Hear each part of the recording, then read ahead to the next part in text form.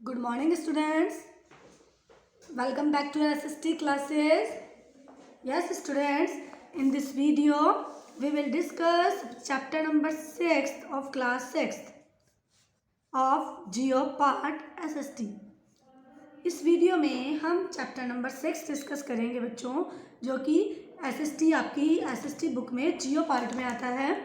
Chapter number 6 and the name of the chapter is major landforms of the earth. इस video में बच्चों हम ये समझेंगे, अभी जो लास्ट वीडियो चैप्टर हमने 5th चैप्टर किया था उसमें हमने डोमेन्स के बारे में पढ़ा था कि डोमेन्स में हमारे लिथोस्फेयर, हाइड्रोस्फेयर, बायोस्फेयर, इनके बारे में पढ़ा हमने. कॉन्टिनेंट्स के बारे में पढ़ा बायोस्फेयर में, और अपना हाइड्रोस्फेयर में हमने कॉन्टिनेंट ये पढ़ा ओशियंस के बारे में. हाइड्रोस्फेयर में वाटर बॉडीज आती हैं ना, है ना. एटमॉस्फेयर के बारे में पढ़ा हमने, बायोस्फेयर के बारे में पढ़ा और एनवायरनमेंट के बारे में पढ़ा. तो अब इसमें हम पढ़ेंगे बच्चों लैंडफॉर्म्स के बारे में. लैंडफॉर्म जो भूमाकृति होती हैं जो हमारी अर्थ पर, देखो आप सब जानते हैं बच्चों की जो हमारी अर्थ सरफेस है वो सभी जगह एक जैसी इवन नहीं है.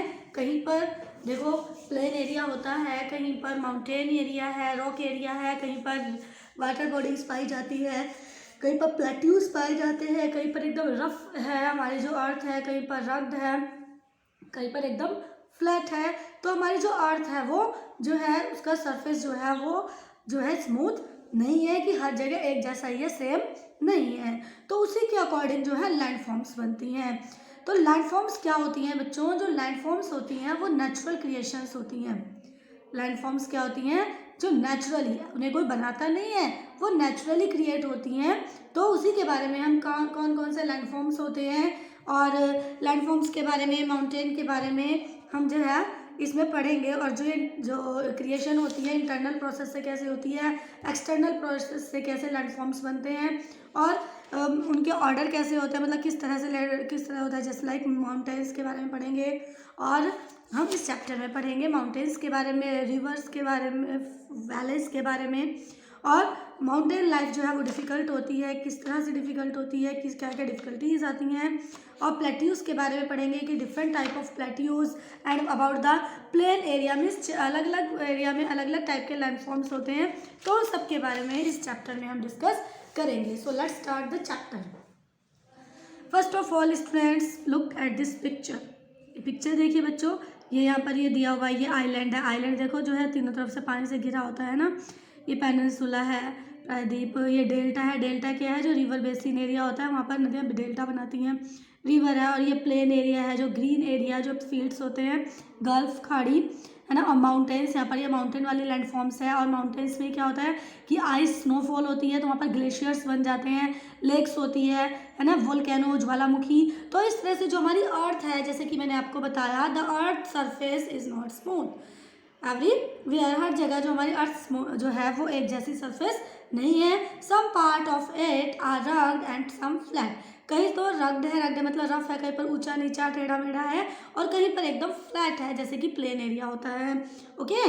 The earth surface has an infinite variety of landforms, और according to its surface there are infinite variety of landforms means अनिश्चित प्रकार की जो है लैंडफॉर्म्स, भू आकृतियाँ जो है वैरायटी बहुत सारी तरह तरह की देखने को मिलती हैं. Landforms are the natural features. और जो लैंडफॉर्म्स होती हैं वो नेचुरली क्रिएट होती हैं by the material of earth crust.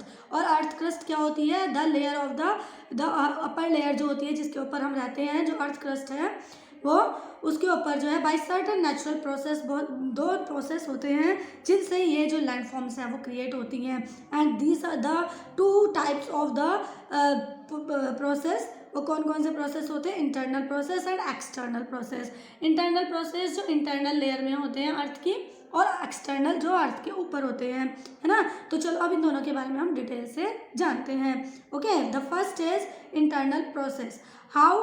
Bye the internal process landforms are created. कैसे बनाई जाती हैं? Just listen and learn. These processes are associated with the movement of the crystal plates.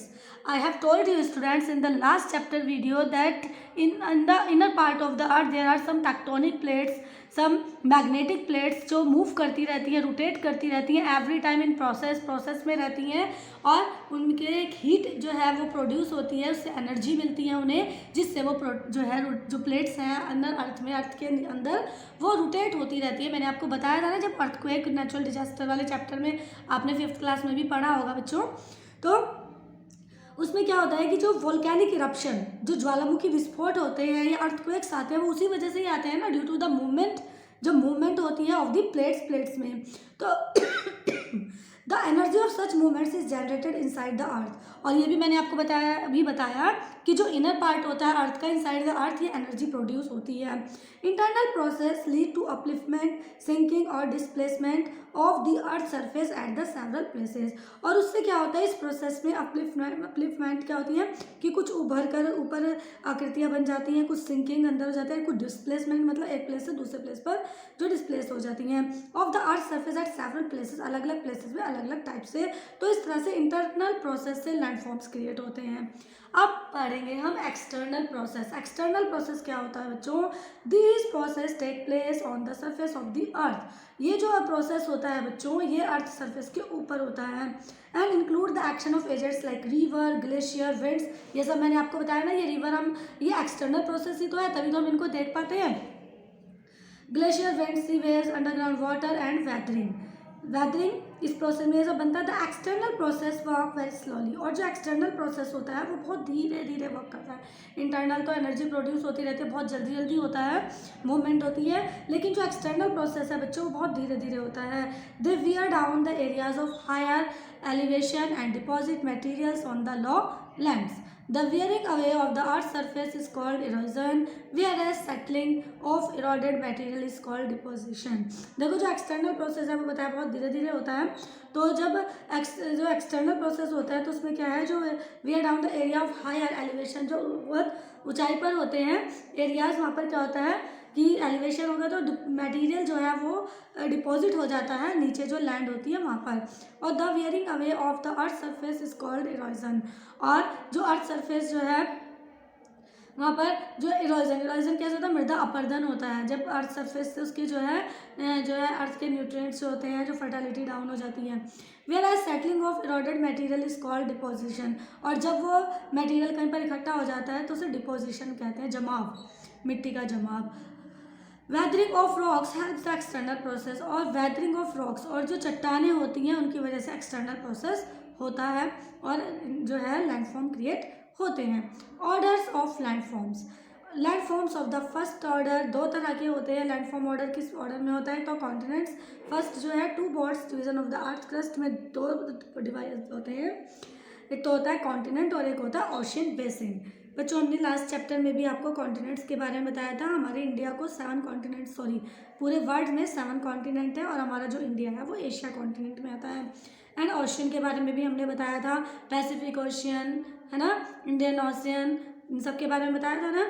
तो ये दो तरह से, ये फर्स्ट ऑर्डर तो ये है जो लैंडफॉर्म्स जो है वो बनते हैं। दूसरा है सेकेंड ऑर्डर, क्या है? Misolvable features such as mountain, plateaus, पठार and plain forming at continents and ocean basin, ये यहाँ से बनते हैं। Landforms of the third order are micro level features which are formed over mountains, plateaus and plains. Some of these are cliffs, waterfalls, sand dunes, deltas, meanders, valley, etc. etc. Cliffs होती है, चोटियाँ, waterfalls जो झरने होते हैं, ये sand dunes जो है, सैंड ड्यून्स बन जाती हैं, मिट्टी की घाटियाँ जो है, डेल्टास बनते हैं। मैंने आपको यहाँ पर दिखाया है, ये जो रिवर एरिया से एरिया जो होता है समंदर वाला, और रिवर एरिया में डेल्टास होते हैं, हर नदी का एक अपना अलग डेल्टा होता है। तो मिएंडर्स, रिज, वैले, ये सब जो हैं ये लैंडफॉर्म्स हैं जो माइक्रो लेवल फीचर्स जो हैं ये क्रिएट होती हैं। अब पढ़ेंगे हम major landforms of the lithosphere. Lithosphere जो हमारी लैंड के जो मेजर लैंडफॉर्म्स हैं वो कौन कौन से हैं? On the basis of the elevation and slope landforms can be divided into 3 main categories. 3 categories में डिवाइड किया गया है मेजर लैंडफॉर्म्स को, mountains, plateaus and plain. Mountains के बारे में आप सभी जानते हैं बच्चों, जो पहाड़ होते हैं, पर्वत होते हैं, माउंटेन्स है ना ये।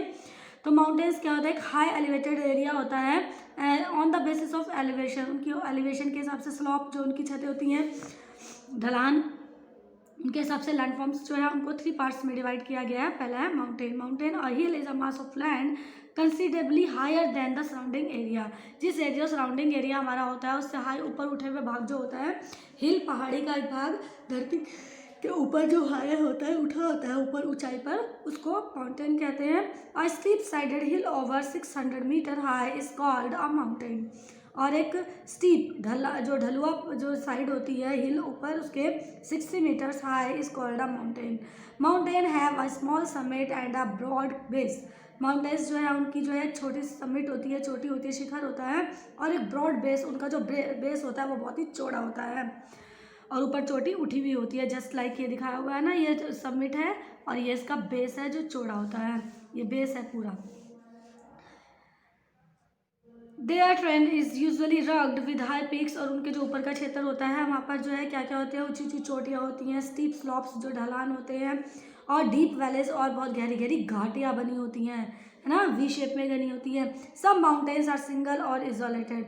और कुछ माउंटेन्स ऐसे होते हैं जो बिल्कुल अकेले होते हैं, और आइसोलेटेड मतलब जो है, आइसोलेटेड का मतलब होता है सुनसान होते हैं। Such as Mount Kilimanjaro of eastern Africa. इस तरह का एक जो माउंटेन है वो कहाँ पर है, ईस्ट अफ्रीका के ईस्ट पार्ट में है। Mountains are generally arranged in a line called range. Mountains जो है इस तरह से जनरली जो अरेंज किए जाते हैं एक लाइन में, उन्हें रेंज कहते हैं, एक श्रृंखला कहते हैं। जब एक ही लाइन में माउंटेन्स बनते जाते हैं उन्हें क्या कहते हैं, रेंज कहते हैं, श्रृंखला कहते हैं।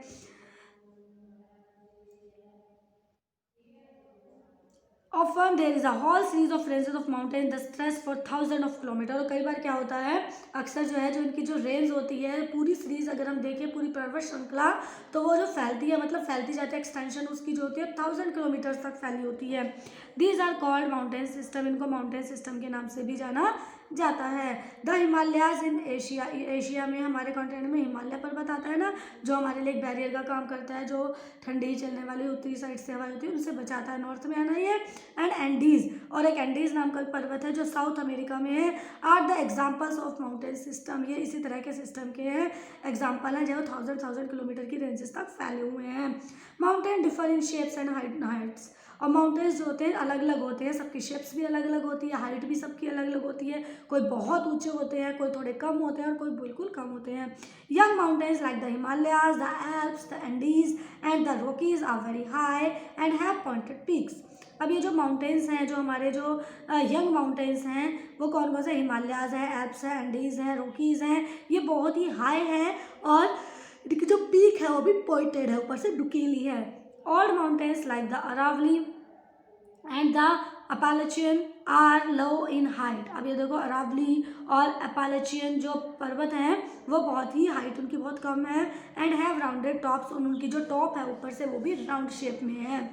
तो अभी आपको मैंने बताया ना कि उनकी शेप भी अलग होती है, जो हाइट है, जैसे बताया उनकी पॉइंटेड हाइट जो है, जो पॉइंटेड हाइट है, पॉइंटेड उनकी समिट है ऊपर बनी हुई peaks.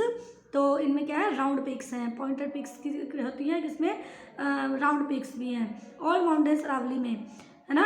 This because the agents of denudation like glaciers, wind and water have worn them down over ages. और इसके किस चीज़ की वजह से होता है, because of the agents of denudation, मतलब जो ग्लेशियर्स है, विंड है, और ये जो हवाएं चलती हैं, वाटर है, जो कई सालों से इनके ऊपर बहता आ रहा है या चलता आ रहा है, तो उसकी वजह से इनकी जो शेप है और हाइट है उसमें डिफरेंस होता जाता है। Mountains are also found on the ocean floors. अब माउंटेन्स जो हैं वो समंदर के जो आसपास वाला जो एरिया होता है वहाँ पर भी होते हैं। This can't be seen as they are under the water. और ये जो होते हैं, दे कांट बी सीन, उनको देखा नहीं जा सकता, because they are under water, क्योंकि वो पानी के अंदर होते हैं। ओशन फ्लोर में है तो उनको देखा तो नहीं जा सकता, लेकिन होते तो हैं। टाइप्स ऑफ माउंटेन, अब हम पढ़ेंगे टाइप ऑफ माउंटेन्स के बारे में। Fold mountains, block mountains and volcanic mountains. इन तीनों माउंटेन्स के बारे में हम अलग अलग जानेंगे। फॉल्ड माउंटेन्स क्या होते हैं, ब्लॉक माउंटेन्स क्या होते हैं, वॉल्केनिक माउंटेन्स क्या होते हैं, one by one in detail we will get the knowledge of 3 types of this of the mountains. Okay, इस वीडियो में बच्चों इतना ही। In the next video we will meet with the detail of the remaining chapter, chapter number 6, the major landforms of the world. इनके बारे में हम जानेंगे। इस वीडियो में इतना ही, मिलते हैं in the next video. Till then bye bye, take care, stay home, stay safe बच्चों।